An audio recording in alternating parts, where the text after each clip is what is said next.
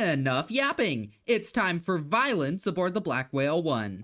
Hello my friends and welcome back to Suck War Central. Martial law has just been declared aboard the Black Whale, and this is something Togashi has been teasing us about for the real world equivalent of years now. So, let's talk about what exactly it could mean for the situation aboard the Black Whale 1.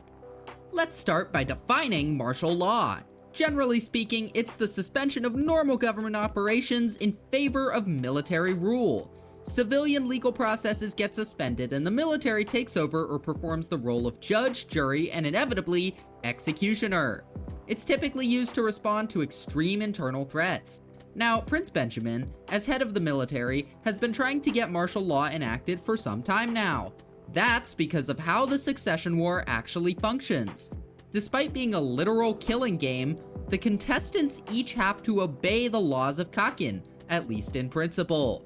If they're caught disobeying the laws, they go to prison and face the consequences. The reason for this is that otherwise, the succession war would end up being a bloodbath where raw combat ability is the only thing that matters, and that's not the kind of contest King Nasabi wants. Benjamin, however, wants exactly that, mainly because he thinks he could win it immediately. I mean, the guy is undeniably a powerhouse.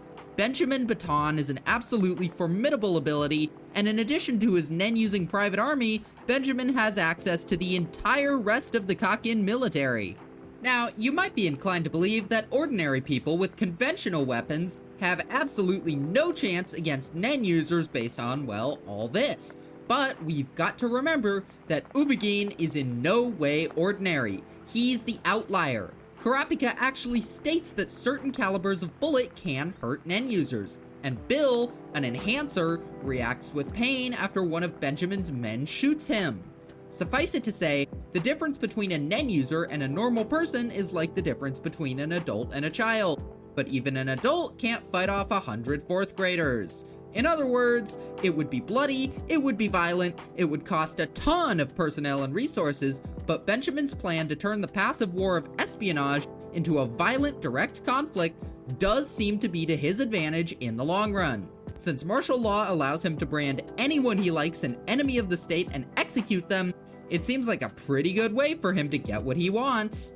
However, as those who followed the real-world fiasco in South Korea may know, simply declaring martial law does not mean it's a done deal. If the reason for declaring martial law is deemed illegitimate, civilians will still have a window to act in order to repeal the declaration, at which point Benjamin's actions will be seen as illegitimate and he won't be able to win the succession war that way. Benjamin needs to lock down control of the Kakin Justice Bureau so that he can force them to declare his martial law legitimate and carry out his plan. So that's why he's traveling to the Kakin Justice Bureau now in order to make it happen. He's met by Botobai, Mizaistam, and Kaiser, and I'm just gonna say it now. Benjamin's odds of success here are not good. If these three want to stop him from making martial law official, they almost certainly will be able to. First of all, Kaiser has an ace up his sleeve that he gave to Steiner, specifically for use in case of this exact event. Secondly, Benjamin is probably not accounting for the power of the Zodiacs. His plan to declare martial law and win the succession war assumes that he and his faction are the apex predator aboard this ship. And, you know, if not for a certain few individuals, that might be true. However, the Zodiacs are aiming to keep the peace aboard the Black Whale 1, and open conflict and martial law are the last things they want. Of course, because this is the succession war, they can't just have a shonen battle and everything resolves itself. They've got to play politics. If the Zodiacs were to simply stop Benjamin in his tracks with force, which they could easily do with how powerful they are, then all of Kakin becomes their enemy, and the Hunter Association loses any influence it might have aboard the boat. That would be a disaster. However, if Benjamin were to attack them or the Justice Bureau officials unprovoked, and the Zodiacs were to intervene and put a stop to it, then the story could be very different and work out in their favor. Essentially, Benjamin is going to try to pressure the Justice Bureau officials into declaring his martial law case legitimate. He will obviously do so with the threat of violence, even though his case isn't legitimate, and he likely lacks evidence for most of his dishonest claims. Therefore, it will be up to the Zodiacs to convince the Justice Bureau officials not to comply.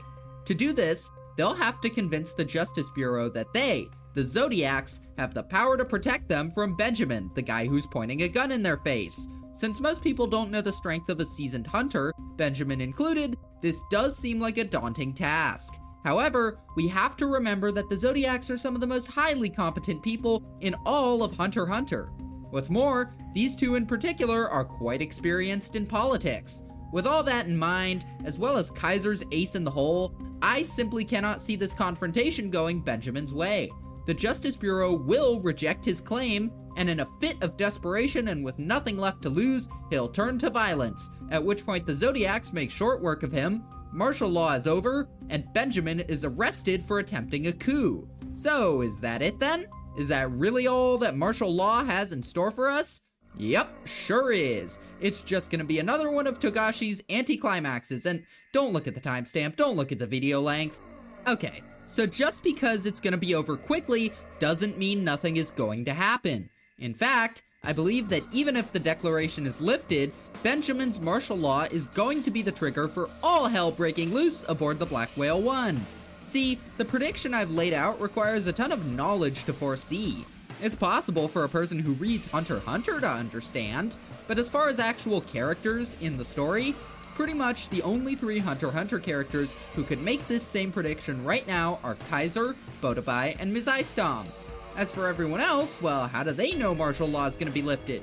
To them, this may as well be the end of days, and a good portion of them are going to make some quick and hasty decisions. After all, if martial law were here to stay, it would be smart to act as quickly as possible, before Benjamin can fully get everybody where he wants them. So, under the martial law declaration, any number of princes could crash out and do something drastic, which is a topic for a whole video of its own, but that's all well within Benjamin's expectations. After all, compared to them, he really is the apex predator, and yes, I do mean that, even amongst figures like Terror Sandwich and Kurapika. So, with that in mind, let's talk about some other apex predators aboard the Black Whale, and I'm not talking about the peace-inclined Zodiacs. Previously, I pointed out that most Nen users couldn't just solo the whole of the non-Nen using army. I mentioned that Ubagin is the exception, not the rule. Well, as it happens, we have here a whole troop full of exceptions. The Phantom Troop are on a mission. They're hunting Hisoka down at all costs, and they're not about to let some pesky bullshit like martial law get in their way. As we see during Yorknu and how they handle the Mafia families, the Phantom Troop avoids starting mass slaughter in the streets, but not out of fear, it's out of convenience. The Phantom Troop just want to pursue their goals in whatever way will prove the least inconvenient for them. They probably feel they don't have to obey the law or the Mafia, but they do anyway just because that kind of mass murder isn't worth the hassle to them. As long as they can secure passage around the ship to hunt their enemies, they have no problem cooperating with the ruling powers and following the rules. However, martial law is going to lock everything down. Things like curfews and mandatory stay-inside orders are absolutely going to interfere with the troops' mission in a way that exceeds their point of tolerance. If someone tries to tell Finks and Phaeton they can't wander around the ship, then obeying the law is no longer the most convenient way to get what they want. Killing all these cannon fodder suddenly becomes worth the trouble. And well, we've all seen how capable of slaughtering ordinary soldiers the troop are. And of course, this is all going to have major consequences. As Mizaistom has already noted, the Black Whale is in a precarious state and on the verge of collapse. The Royal Army doesn't have nearly enough personnel to keep things stable on the lower tiers, and that's without the Phantom Troops starting a riot. And even worse than all that is the threat that's lurking in the bowels of the ship, Morena's Hail Lee family.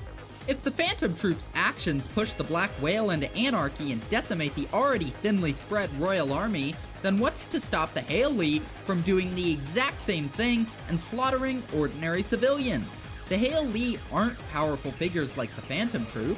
They still have to an extent, operate undercover and fear the Royal Army. But with that threat removed, with nothing to stop them from killing whoever they please, the Hail Lee are going to start racking up levels at an extremely rapid rate. And with more levels comes more aura and more output. and at that point, it won't be long before they're apex predators who can go toe-to-toe with the spiders, and then everyone is really fucked. While Benjamin's attempt to seize power through martial law is doomed to fizzle out and fail, probably just after a couple hours, it will not be without far-reaching consequences. This desperate power grab is going to be what spurs the Phantom Troop into action. The spiders, in turn, will pave the way for the ascension of the Hei Elite, and then it's only a matter of time before the Black Whale sinks. In any case, I hope you enjoyed this lesson from a person fluent in Japanese, and I hope you have a wonderful day.